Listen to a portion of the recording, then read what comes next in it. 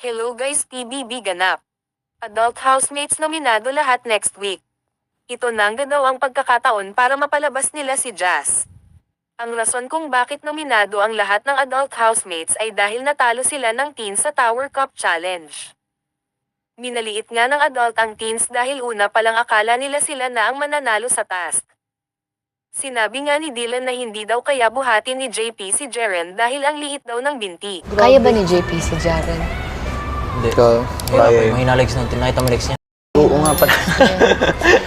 Pero pinakita nga ni JP kung gaano siya kadeterminado manalo. Ipanamukan niya sa adults, pinasal niya nga si Jeren at successful nga ito.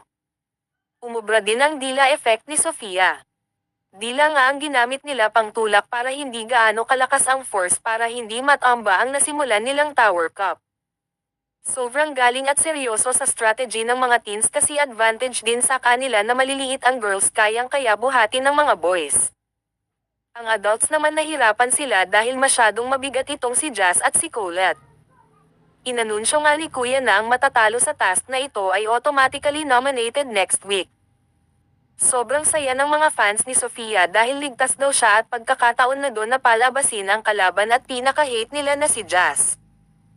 Isa din sa rason kaya nanalo ang teens dahil binigyan nga ni Kuya ng pagkakataon ang mga housemates na batuhin ang mga nabuo nilang cup. Unang binigyan ng opportunity ni Kuya ay si JM. Ngunit mas pinili ni JM na wag na lang batuhin ang tower at lumaban ng patas. Kaya tumalikod lamang si JM at nagpaubaya sa teens. Nang binigyan naman ng pagkakataon ni Kuya ang mga teens na batuhin ang tower ng adults. Pinili nga ni Rain si Kay dahil shooter daw ito. Hindi naman pinalagpas ni Kay. Ang pagkakataon ginawa niya nga binato niya ng chainless at natamba nga ito. Sa kadahilan ng yun ang nagpatalo sa kanila. Binatikos nga ng adult ang ginawa ni Kay. Dahil bakit daw sa baba niya binato which is not humble, lahat dapat daw kahit sa taas na lang para at least may matira. Sabi ng mga netizen na wala naman daw ginawang mali si Kay. Dahil utos lamang iyon ni Kuya. Kayo ba guys sa atin Jinyo at mali ba ang ginawa ni Kay?